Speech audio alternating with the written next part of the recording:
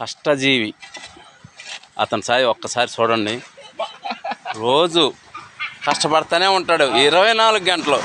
నేను ఆగుదోటలోకి వస్తూ ఉంటే ఇతను కనీసం ఏ రోజు కూడా కాముగా కూర్చోడు. ఆయన పని ఏందో ఆయన చేసుకుంటూనే ఉంటాడు.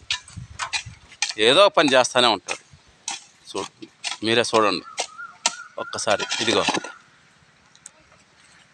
అరటి చెట్లు, టెంకాయ చెట్టు, మునగ చెట్టు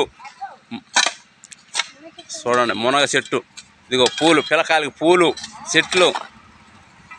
తాటికాయల కాలంలో వస్తే తాటికాయలు తేగలకి తాటికాయలకు కూడా వేస్తాడు. చూడండి ఎట్లా కష్టపడతాడు అతను. నీ వయసు ఎంత పెద్దయినా? నీ వయసు 55